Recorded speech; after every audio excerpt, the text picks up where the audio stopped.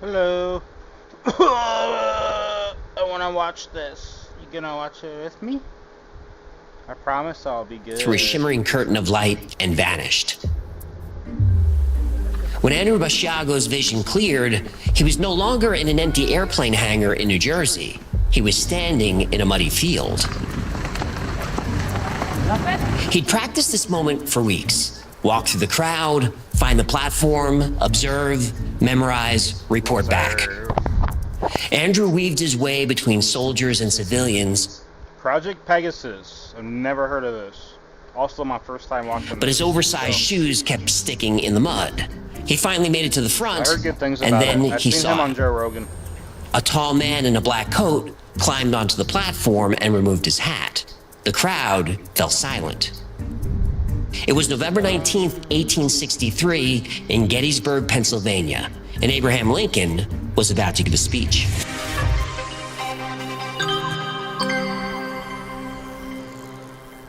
Let me fix it. What in the wide world of sports is going on here? Well, butter my biscuits and call me Billy the Guppy. Human, I finally got a signal. Where are you? Everyone You is got a asking, fish? where's the fish? We want the fish. Of course they do. Oh, we got a fish. Are they wondering how you figured out how to be entertaining without me? Actually, I don't think I figured that out yet. Anyway, where are you? Let's just say my arrears were rearing up on my rear. So I built a time machine and set it for Vegas in 83. I was hoping to pay off my debts by placing a few, well-researched sports ball matches. That doesn't look like Vegas in 1983. Well, look at you. You can spot a flea on a hound dog's leg from 2 counties over. It's not 1983, you moron. It's 1883. Spoiler alert, there were no buffets here. Just beans. Endless beans. Oy vey, I haven't stopped bubbling since Dodge City. So you went back That's in pretty time cool to idea. the past to pay your bills in the future? Isn't that kind of doing it the hard way? That's what you got out of that? Not the part where I cracked time travel using a lawnmower, a ColecoVision, and a slate of Ritz crackers? Why the Ritz crackers? Time travel makes me peckish. Look, I'm in a jam. I just lost my shirt and poker to a guy named One-Eared Sue. We have a gunfight at noon. How would he lose his ear? I don't know. Something about kicking and a gouging and the mud and the blood and the beer. Please don't Oh Lord. do that. That's disgusting. And why don't you just use PDS debt? They can clear up your debt so you can start rebuilding faster. Advertisement? No, we Out don't of do debt. that. We've all been there. Debt is overwhelming. No. The interest. We don't care. I got a mosey. Just don't show for the fight. What? I let him think I'm a yellow belly? You do have a yellow belly. It's orange. No, here he is. He's got a steely stare, Cowboy skin like leather, fish. and a mustache that could ride all the way to Mexico. If I die, tell the world my story. But lie a little. Time for me to go on a little mustache ride. Adios, amigo. Adios.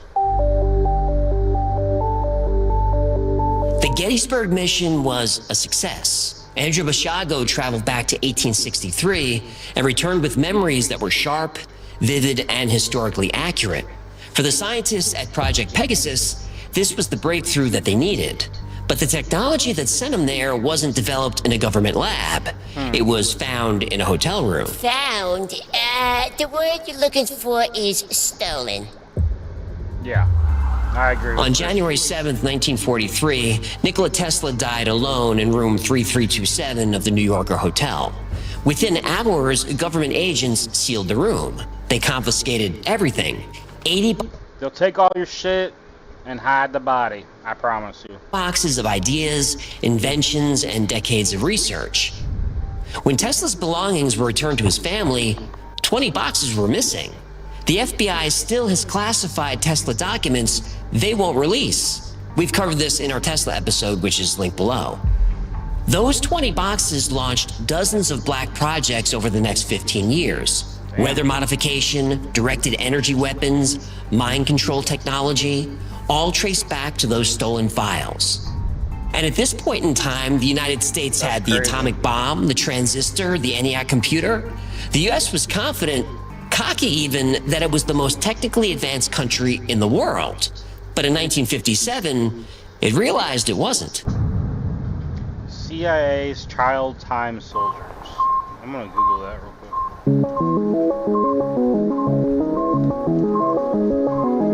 Today, a new moon is in the sky. The world's first artificial satellite, called the Sputnik 1. One of the great scientific feats of the age. The people of the United States have been humiliated. What went wrong? They're disturbed. How did a nation of backward peasants forge so dramatically ahead of us in the race to space? The course of United States policies in the competition with Russia has been severely shaken. Why and how did the Russians beat us to the draw? We had better get on our toes. We must see to it that whatever advantages they What have went wrong? are temporary. How did a nation of The Soviets had backward launched peasants forge Sputnik, so the dramatically first ahead of us artificial in the race to satellite. space? The A course of metasphere United the States size of a policies beach ball in the circling the competition Earth with every Russia 96 has minutes. been severely Americans were terrified. If the Soviets could put a satellite in space, they could put a nuclear warhead anywhere on Earth. The CIA, the military, the best scientists, nobody saw it coming. President Eisenhower demanded answers. Within weeks, he created ARPA, the Advanced Research Projects Agency. Later, they'd add defense and become DARPA. Their mandate was simple: make sure America was never surprised by technology again. DARPA had unlimited funding and one goal: stay ahead.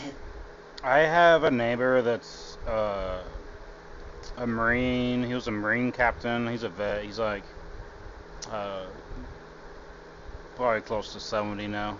But he said, he told me whatever technology you think the military has, think like 50 to 100 years ahead.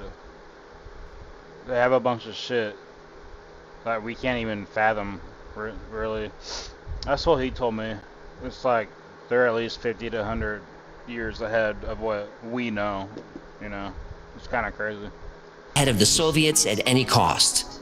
But despite all that money and manpower, America kept falling behind. In 1963, America was losing the space race. The Saturn rocket program was still years behind the Soviets. Saturn is still going to put us well behind. Several years behind the Soviet Union. I can just say to you that regardless of how much money we spend on the Saturn is going to put us, we're still going to be second. Without making a determination based on careful scientific judgments as to whether a real success can be achieved, or whether, because we're so far behind now, this particular race is, we're going to be second in this decade. DARPA scientists were desperate. They decided to dig deeper into those stolen Tesla files. Maybe there was something they'd missed. Something that could give America the edge it desperately needed. And in 1968, buried under all those notes and research, that's exactly what they found.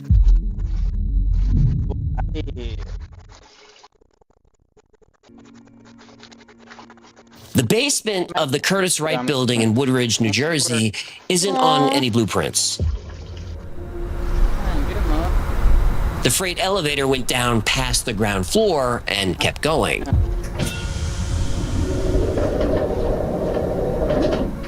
One floor deeper than it should. Armed soldiers escorted visitors down the hall. No name tape, no rank, no insignia. This was the most secret program in America. They were building Tesla's teleportation device. Somebody feed me, mommy. Teleportation was more powerful than any nuclear weapon. With this technology, America could put a million soldiers in Moscow instantly. Asians could grab every Soviet leader and lock them up. The United States could end any conflict without firing a shot. The lab was a windowless concrete room. Fluorescent lights buzzed overhead. It smelled like ozone and burnt metal, that sharp electric smell that you can almost taste. Tesla's machine was in the center. 2 gray metal pillars, 8 feet tall, 10 feet apart. How do you get in this? And that was it. The scientists expected something impressive. Instead, they got 2 pillars and some copper coils that looked like they belonged in an old radio. The whole thing plugged into a wall socket. But the cord wasn't drawing power from the grid. Tesla had discovered that empty space isn't empty at all. It's full of energy, what we now call zero-point energy. Physicist Hal Puthoff calculated there's enough zero-point energy in an empty cup of coffee to boil all the Earth's oceans. Now, I covered this in a free energy episode. Now, Tesla had If that's true, then I bet a bunch of monkeys would probably fall off a tree and then eat a bunch of bananas. figured out how to tap into it. Dr. Harold Agnew assembled the machine exactly to Tesla's specifications. Every measurement, every angle, everything matched the stolen designs. And looking at it, he was sure something was missing. This couldn't possibly work. Dr. Sterling Colgate disagreed. He'd studied Tesla's other inventions, the alternating current motor, the Tesla coil, wireless electricity.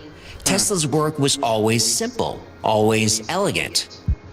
Was it though?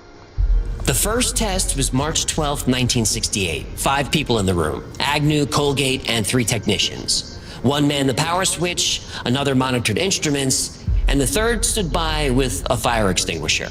They flipped the switch. Nothing happened. At first. Then the pillars began to vibrate. Not a hum, but a He said vibrate. frequency that you felt in your bones. The lights flickered. The air between the pillars shimmered like heat waves over hot pavement. But it wasn't heat. The temperature was actually dropping. 60 degrees, 50, 40. Their breath became visible. Ice formed on the concrete walls. Colgate grabbed a I don't know if I believe that. pencil and tossed it between the pillars. It vanished. They waited 5 seconds, 10, 20. Then the pencil fell from the ceiling. But it wasn't the same pencil. The yellow paint had turned brown. The metal band was corroded. The wood cracked when it hit the floor.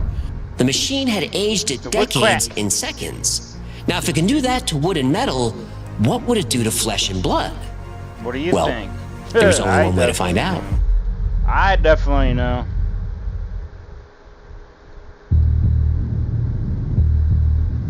I need a samurai mask. The volunteers lined up outside the machine room. Young military physicists who understood the theory and had seen the object tests. Now it was their turn. Dr. Agnew explained the procedure one more time. Step between the pillars, enter the energy field, exit at the destination point. Simple. The first destination was Sandia National Labs in New Mexico, 1,800 miles away. A receiving team waited with medical personnel, monitoring equipment, and a direct line to the Pentagon. Lieutenant Morrison went first, 26 years old, Rhodes Scholar, perfect physical condition. He stepped through the shimmer and vanished. The receiving team in New Mexico waited. 5 minutes, 10 minutes, an hour. Morrison never arrived. Not in New Mexico, not anywhere. Damn. The best physicist in the program had simply ceased to exist. Okay, now that's crazy. Second volunteer made it through, but something went wrong.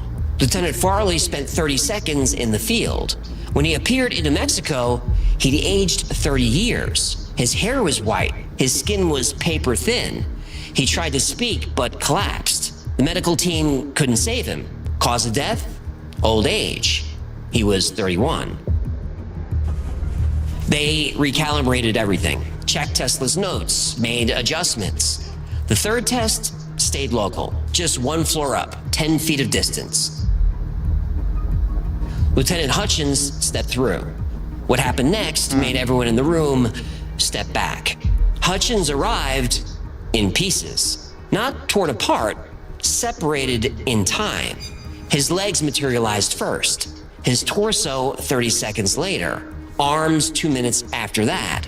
The medical team stood by helplessly. His heart had arrived before his lungs. His brain was sending signals to limbs that existed in different moments in time. That's insane. The few who survived came back broken. Private Anderson made a successful jump and returned physically intact, but he couldn't stop screaming about the space between, the place where time moved sideways, where he felt himself dying and being born over and over again, where past and future existed in the same moment, and his mind... I think that's kind of how it is, though. Like, the past, future, and present, like, it's already happened, or happening. And, we're just here for the experience, kind of thing. That's weed talk, though, honestly. Tried to be in both. The psychiatrist sedated him, but he never spoke again. Dr. Agnew studied the data from 15 failed tests, 15 volunteers, only 3 survivors, and all went insane. But there was a pattern. Morrison was 26 when he vanished. Farley was 31. Anderson was 19 and survived, though his mind didn't.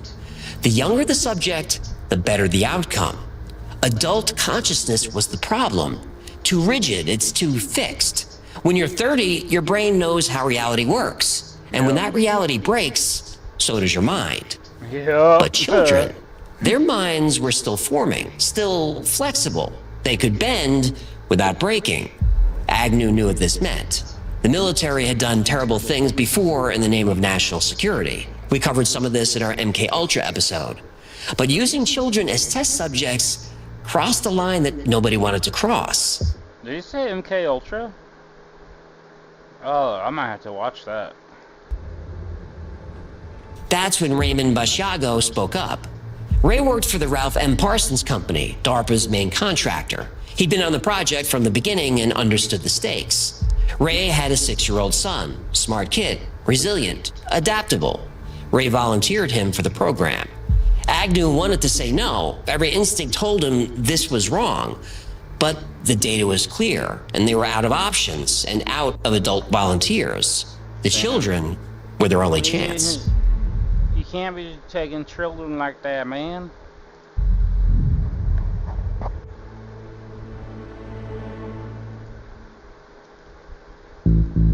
It's already 1 in the morning, holy shit. The lab at Curtis Wright looked like any government facility. Gray walls, gray floor, gray ceiling, metal desks covered in paperwork, coffee-stained mugs next to oscilloscopes and voltage meters. You'd never know this bland room was about to send a 6-year-old boy back in time. Damn. A 6-year-old boy. Andrew Bashago stood between the metal pillars. The machine hummed. Not loud, more like a vibration that made your teeth hurt. He'd done this before. 3 times to Santa Fe, once to his grandparents' house in Ohio. But this jump was different. This time he was going farther. Way farther. November 19th, 1863, Gettysburg, Pennsylvania. President Lincoln would give a speech. Andrew's job was simple. Watch, listen, remember, report back. Wow. The shimmer started between the pillars. The air got thick. Andrew knew the feeling, like trying to walk through jello. He took a deep breath and stepped forward into the Vortal Tunnel. Then everything went white. I would love to time travel. That'd be so fucking dope.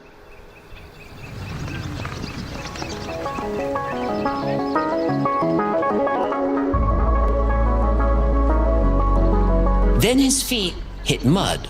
Cold mud that squished into his shoes. Except these weren't his shoes. They were huge. Adult military boots that flopped when he walked. He was wearing a Union uniform. It was itchy and smelled. I went to McDonald's the other day and I got a cheeseburger and they didn't put the meat on it, so I returned it back. And then I went to Taco Bell. I got a bean burrito. They didn't put the beans on it, so I took it back. And I went to Burger King.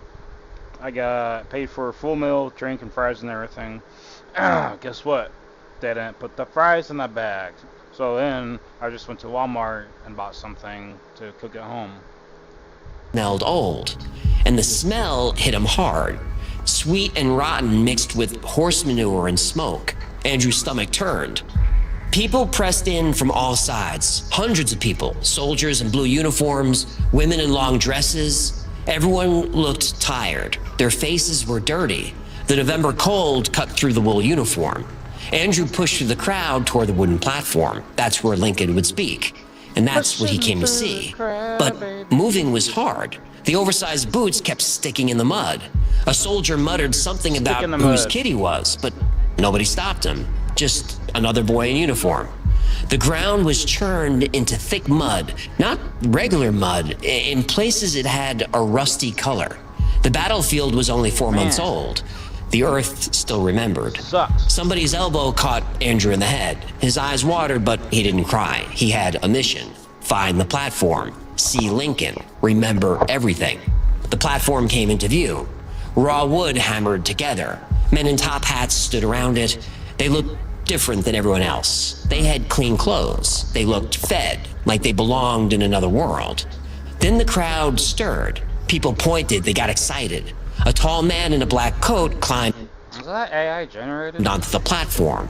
Even from where Andrew stood, he can see how tired Lincoln looked, how his shoulders bent forward. The president removed his hat. He cleared his throat. The crowd went silent. Andrew was 6 years old, standing in a field in Pennsylvania, listening to Abraham Lincoln speak. He was alone, scared, and 105 years before he was born. Then Andrew saw something to his left, a flash. Andrew panicked a little. He was trained to avoid this. Someone had taken his picture. That is crazy. The project moved faster after Andrew's success. DARPA immediately began recruiting more children. They worked through defense contractors and military families, looking for kids with specific traits. High intelligence, obviously, physical resilience to handle the stress, but most importantly, the children needed minds that could handle temporal flexibility. Yeah, I wish my bookie would have some temporal flexibility on the 2 G's I owe him. I lost the bundle on the ponies. I told you to stop gambling. The filly's name was Hump and Run. At 15 to 1, I had no choice. Hump and Run? How'd she do? Yeah, no idea. After the clubhouse turn, she came really fast and I never saw her again. Okay. Anyway, hundreds of kids were interviewed and tested. For a secret time travel program? What responsible parent is gonna sign a kid up to play pin the tail on a T-Rex? Well, they were told their child had been selected for a special program for gifted students. The children began intense testing and training. Physical conditioning came first, then meditation techniques to help them stay grounded across different timelines. Some kids couldn't handle it. They were quietly returned to their families with the cover story that they Breaking news, breaking news. just weren't the right fit. Out of thousands of recruits, only 140 children made it through training. They became known as chrononauts. They were divided into teams based on age and ability. Each team specialized in a different time period. They memorized layouts of ancient cities. They learned to recognize clothing styles, practice blending into crowds from different eras. I feel like he's just making all this shit up. Now, this wasn't school, it was a covert operation.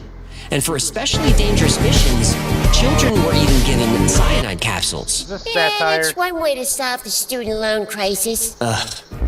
Andrew made multiple trips to Gettysburg. On his 4th mission, something strange happened. He was watching Y'all see Lincoln that from hot his air usual balloon crash spot the other day? when he noticed another boy. Same Fucking uniform, insane. Had 21 same people oversized on it. shoes, 13 same survived. face. He was looking at himself, So a younger version from an earlier trip. During training, they warned about this. 2 versions of the same person existing in the same moment. They said to avoid contact, but never explained why. When the 2 Andrews locked eyes, he understood. The younger one looked terrified. The older Andrew felt his mind struggling to process what he was seeing. He remembered being in that exact spot, seeing his older self, feeling that same fear. In that moment, reality felt fragile. Andrew just couldn't explain it, but he could sense that the world was just somehow wrong. Other chrononauts reported similar experiences. A girl named Sarah met 3 versions of herself at Pearl Harbor. Mark, an older boy, watched himself die at Antietam, but a new Mark was able to change the past, survive, and complete his mission. Some children claim they'd witnessed events that never happened, or hadn't happened yet. Different versions of history where different choices led to different outcomes. Tesla's technology hadn't just unlocked time travel, it gave access to the multiverse. DARPA opened the multiverse. Yep. Well, now we know who to blame for ruining the MCU. By 1980, Project Pegasus achieved something new. They learned to bend space as well as time. The children who'd proven themselves on Earth would now be sent somewhere else, somewhere 140 million miles away. The chrononauts were going to Mars. What?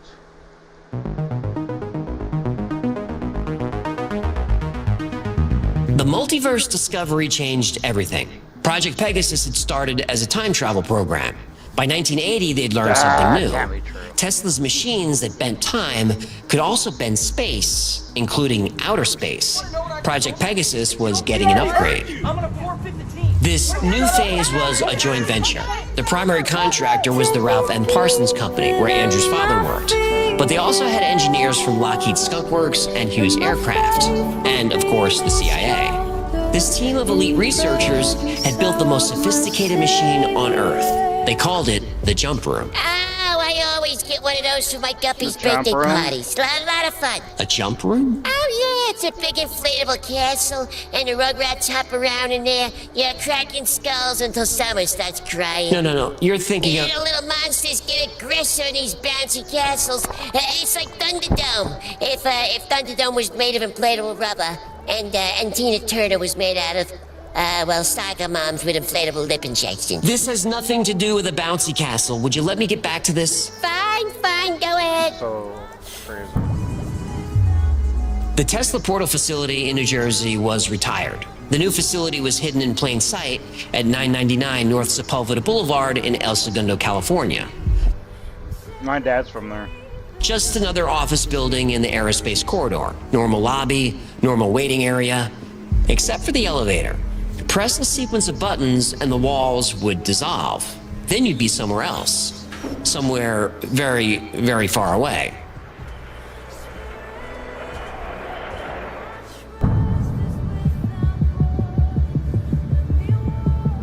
Andrew Basiago was 19 when he made his first Mars jump.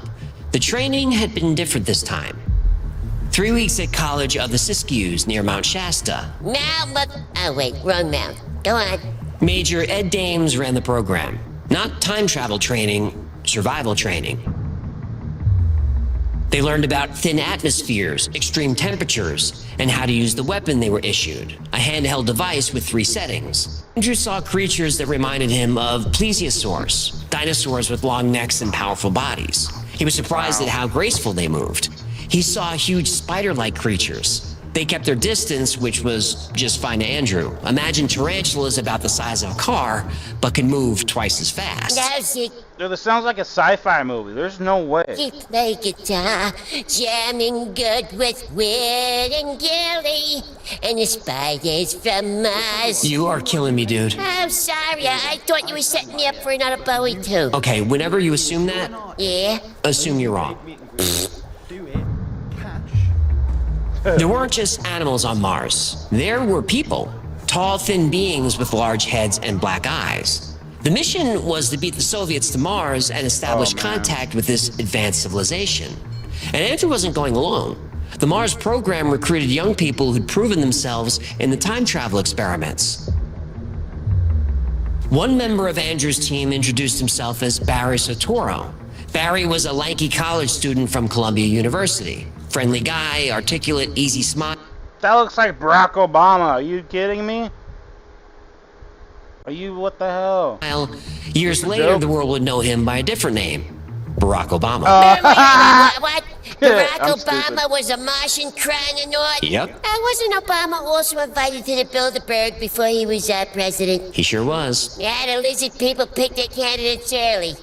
Obama being part of the program might sound unbelievable, but 2 other chrononauts came forward, William Stillings and Bernard Mendez. Independently, they confirmed everything. The training, the jump room, the alien species, and they both said Barack, or Barry, was there. But the most shocking confirmation wouldn't come from witnesses or documents. It was broadcast live to millions of people by a late-night radio host. Well, not a late-night radio host. The late-night radio host. Who, Roseanne? Rosie O'Donnell? The confirmation from other alleged chrononauts was compelling, but the most shocking validation of Basiago's story didn't come from a fellow participant. It was broadcast live to millions of people. Oh, shit. This is getting crazier and crazier, man. From the high desert in the great American Southwest, I bid you all good evening, good morning, good afternoon, whatever the case may be, wherever in the world you are. I know who that is. Oh, I can't think of their name. I used to listen to him all the time. Every single time zone covered by this program, Midnight in the Desert. Oh, what's the name? I'm Art Bell. Yes, Art Bell. Yeah. For decades, Art Bell was the king of paranormal radio. From his home studio in Pahrump, Nevada, or as he called it, the high desert, Art Bell had an audience of millions. And I was one of those millions. Art was known for being open-minded. No idea was too strange for him. But he never ridiculed his guests, and he never talked down to his audience. And I take the same approach with the Y-Files. But Art was also a sharp interviewer. If someone was clearly lying, Art would call it out and ask for proof. If someone made a wild claim, Art demanded an explanation. But most of all, Art Bell was a master storyteller. And so is Andrew Basiago. Basiago made several appearances on Art's shows over the years, but one stood out. Today, Andy is waging a truth campaign to reveal his experiences in these programs, so humanity can understand the true extent of technical development on our planet and the true history of our activities in outer space. Basiago announced that he had a quantum bombshell for Art. They agreed to save it for the end, storytelling. Art and Andrew talked for hours about Project Pegasus. Then Basiago recalled a minor detail from one of his training exercises. Having spent 15 years waiting to tell you, and here it is. I'd never heard of Project Pegasus before today. Yes. It's pretty interesting. On November 5th of 1971, we participated in an advanced chronovisor probe from ITT Defense Communications in Nutley, New Jersey. The broadcast went silent. Not dead air, stunned silence. When Art spoke again, his voice had changed. The confident host was gone. I encountered you when I was in Project Pegasus, and I've been waiting 15 years to tell you. Well, I'll tell the audience, and I don't think I've really told anybody that I There's some crazy shit that goes on that show. know of, except some close friends a long time ago. I worked for ITT in Nutley, New Jersey. I was a technician, and I was checking waveguide for a government project, rather secret government project, actually. So that's the truth. It was a spontaneous, unprompted confirmation of a key, obscure detail in Basiago's story. Art was floored. You can hear him trying to reconcile the impossibility of what he was hearing. I indeed worked for ITT in Nutley, New Jersey, so... Oh my God! Okay, that's a bomb. That's a bombshell. Okay. Yeah, I'm gonna break it here because how the hell could he know that? That's insane. Holy shit. For listeners, this was a mind-blowing moment. A respected host had just become a witness. It suggested that Basiago had access to very specific information, classified or otherwise. But he had more than just anecdotes. Andrew said that during one of his trips to Gettysburg, a photographer is there, but there were no known photos of Lincoln at Gettysburg. Or so he thought. He thought.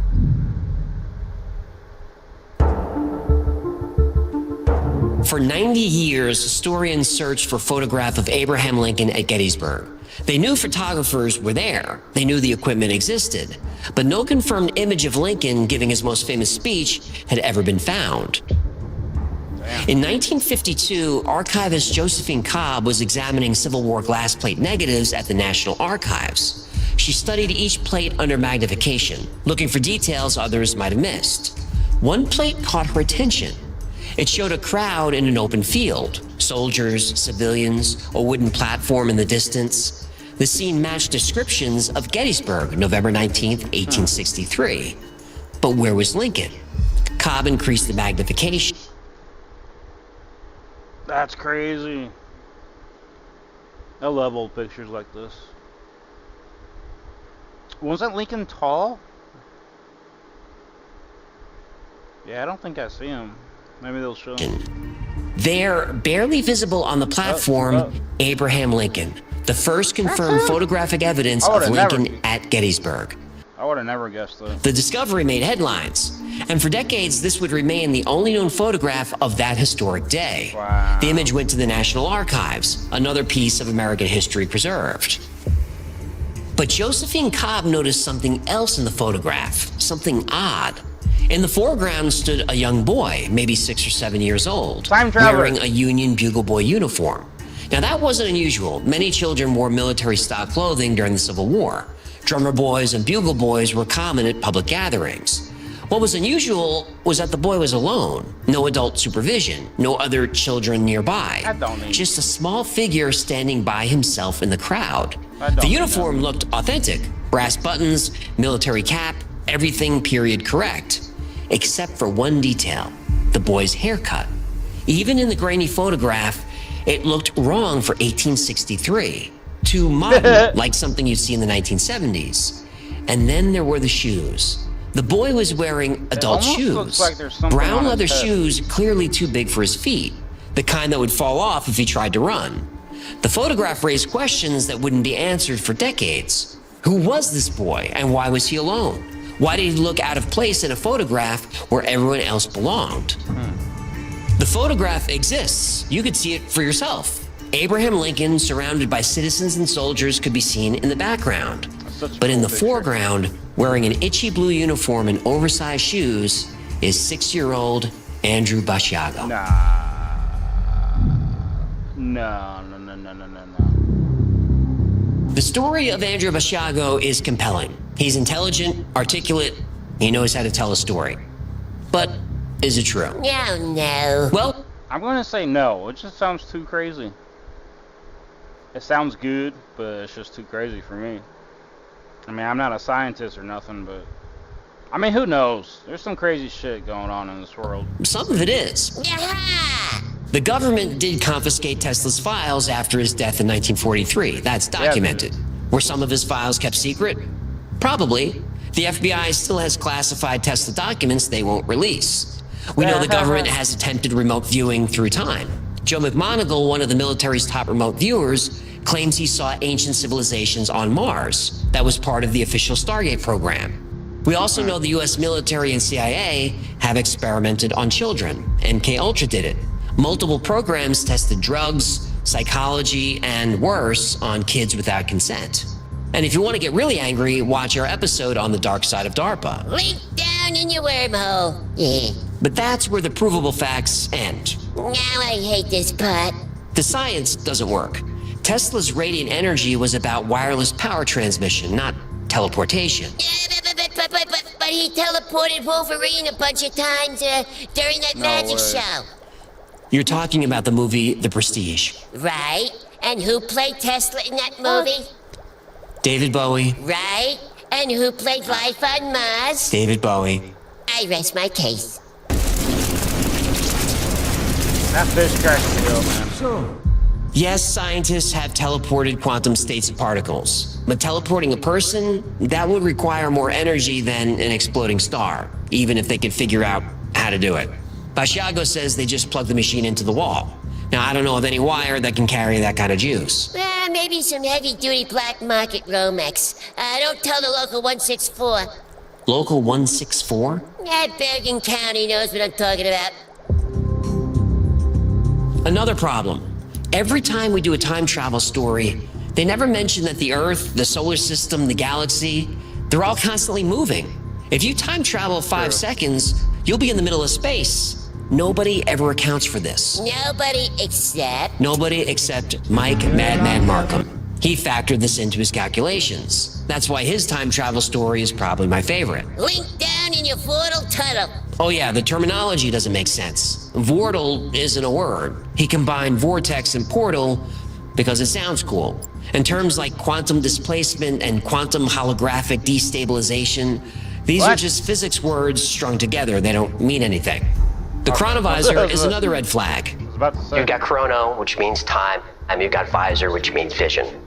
So this is a device that allows you to see through time.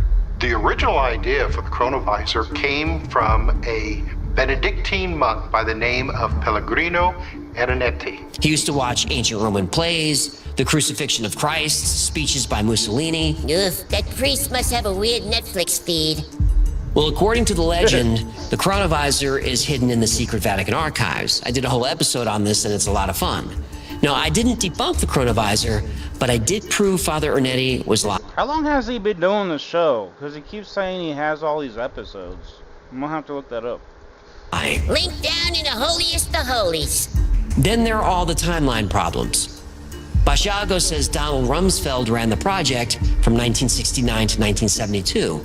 But Rumsfeld was working on domestic policy then, nowhere near. The show's been around for 5 years. October 5th, 2020. Damn. DARPA, and that's documented. The Art Bell confirmation seems stunning until you realize Art mentioned working at ITT Nutley in his 1998 autobiography, so it was public information. And Bashago's story has changed over the years. The year of his recruitment, the number of trips to Gettysburg, the number of children, the years of the Mars jumps, and all kinds of other dates. And speaking of Mars, that part of the story is a mess. In 2008, Andrew Bashago published The Discovery of Life on Mars. There's a life on Mars. That's enough Bowie for one show. Never enough Bowie. Never enough Bowie. Anyway, he published a paper claiming to discover life on Mars by analyzing NASA photos. He said he saw humanoids, animals, and structures, but he never mentioned he'd been there himself. Why analyze blurry photos if you've walked on Mars? He only added the jump room story years later. Oh, so he probably didn't blow up his inchoate barrier. Probably not. Like almost everyone who claims they were part of a secret space program, Bashago's story follows a pattern.